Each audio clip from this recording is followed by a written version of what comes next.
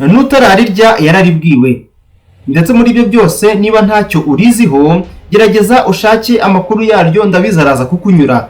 Ni nako niyo ngiye kubabwira uyu munsi. Yego rwose wabimenye, iryo mvuga si iryinyo si n'ijisho, ahubwo ni ipapayi, urubuto rusanzwe. Ubusanzwe ni urubuto ruryoherera, ariko nanone mw'indani rukigiramo utubuto duto cyane, akenshi tujya gusa n'utwirabura.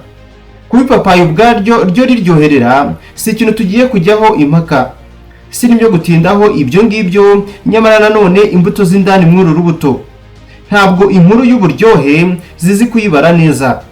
Reka zo ubwazo zirarura. Nyamara ni mu gihe izi mbuto zifitemo akamaro kanini cyane ku ngingo yerekeye umubiri wacu. Nibyo ziwufitiye ibyiza byinshi, ariko ikibazo cyo ni kimwe: zirarura, zirasharira ku rwego utakwirengagiza. Ariko ubusanzwe n'ubundi nta muti uryoherera, niba inahari ni mike cyane. None iki rero? Uyu munsi muri iki kiganiro menya byinshi ndakomoza ku mumaro, ibyiza bidasanzwe ibyo kurya imbuto z'ipapayi, ndetse ndakubwira uko ziribwa ntizikugaruke. Ndetse nanone ntabwo ndi busige ntakubwiye abatazemerewe kuzikoresha. Abatazemerewe ni bande, kubera iki? Ikaze mu kiganiro menya byinshi. Wowe manuka munsi y'iyi video wikandira ahantu hatukura handitse ijambo subscribe, tuzajya tubana mu biganiro byacu byose. Ikaze. Ku ikubitiro, niba hari icyo wamenya ku mumaro w'izi mbuto ziboneka mu ipapayi, ni uko izi mbuto buriya zivura inzoka zo mu nda. Imbuto z'ipapayi zibonekamo enzyme yitwa papayi. Iyi ikaba izwiho gufasha umubiri gusohora muri wo utuyoka twose nka za ascaris, ankylostom, oxyol ndetse n'izindi zo muri ubwo bwoko. Uretse gusohora izi nzoka kandi, muri izi mbuto habonekamo na karipayine izwiho kwica inzoka zo mu nda, ndetse ku badasanzwe banabizi. Iyi karipayine ubushakashatsi bwagaragaje ko no ku nzoka muza benshi nka amibe naho irebaho. Undi mumaro w'izi mbuto ubundi ugaragarira neza mu mikoranire zigirana n'umwijima iyo waziriye. Gute rero? Ku bantu busanzwe bafite umwijima wangijwe n'inzoga, izi mbuto ni nziza cyane kuri bo. Kuko ubundi iyo ubusanzwe unyoye inzoga nyinshi by'igihe kirekire, bituma umwijima ubyimba, ndetse ukaba wakomera, ugakomera rwose bidasanzwe. Iki gihe ntuba ukibasha gusohora uburozi mu mubiri, ibintu akenshi binatera indwara zinyuranye.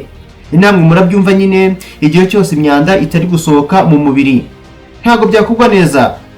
Nk'intwaro rero kirimbuzi imwe simusiga. Imbuto z'ipapayi zifasha gutuma umwijima wongera gusubirana ubushobozi bwawo, ugakora neza cyane, iby'umwihariko ku bantu bafite umwijima wangijwe n'inzoga. Ariko nanone ikibazo wakwibaza ahangaha, izi mbuto zikoreshwa gute? Zateguwe gute, mu buhe buryo? Fata utubuto 10 udusye, vanga n'ikiyiko kimwe cy'umutobe w'indimu, hanyuma yaho bishyire mu kirahuri cy'amazi, hanyuma igisigaye inywere rwose. Ibi ngibi bibikora 2 ku munsi, byibuze mu gihe cy'ukwezi.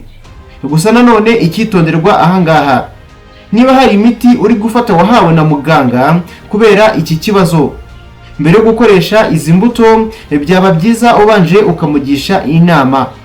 Aho ni ku bantu bafite umwijima wangiritse.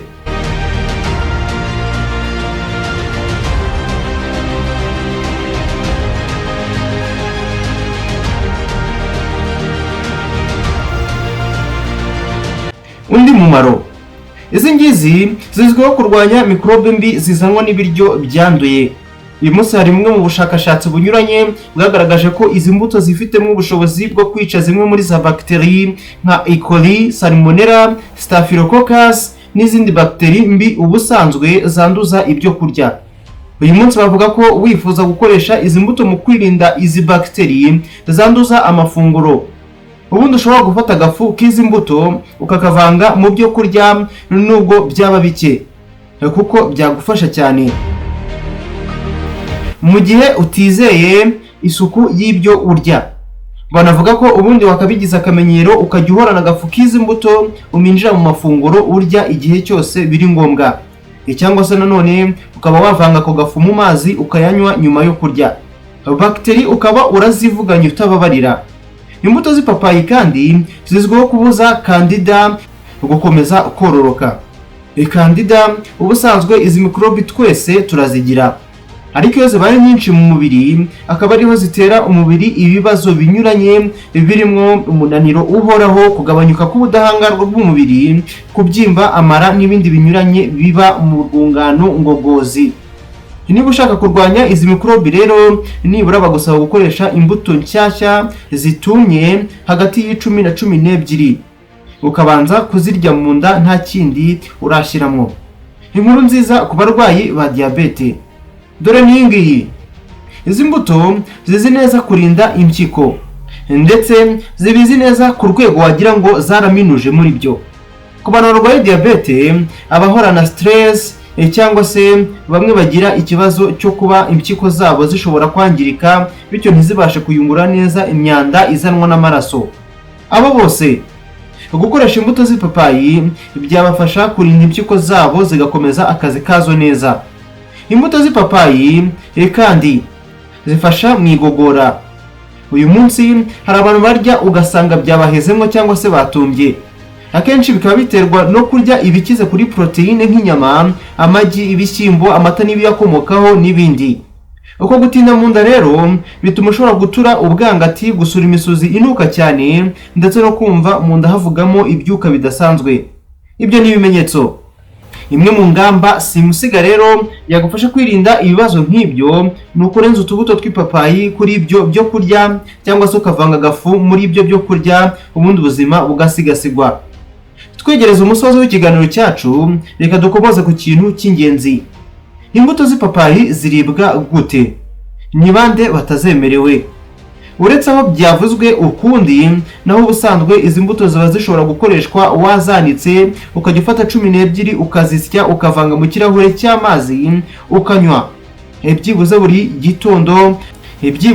gitondo utaragira ikindi ufata.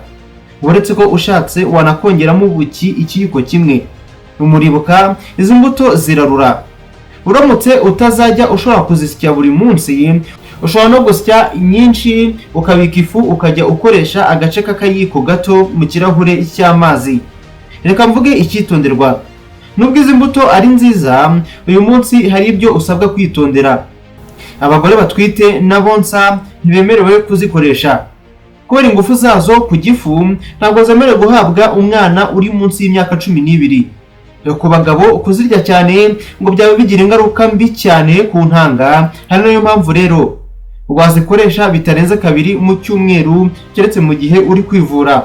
Abafata imiti nka warfarine ndetse na aspirine ntibemerewe kuzikoresha. Ibyo byari byitonderwa. Wakunze iki kiganiro, ibuka kugisangiza inshuti zawe uyu munsi, ukanza handitse share, ndetse niba hari icyo wifuza kutubwira, yego nibyo, inyunganizi se, igitekerezo, wifuza kutubwira ingingo wifuza ko twazagukoreraho, twadikire muri comment. Murabizi ko twishimira kubumva. Kora handitse subscribe, nta gucikwa na rimwe iki kiganiro bizakubaho. Ndi Samuel Mugisha, tuzasubire ubutaha.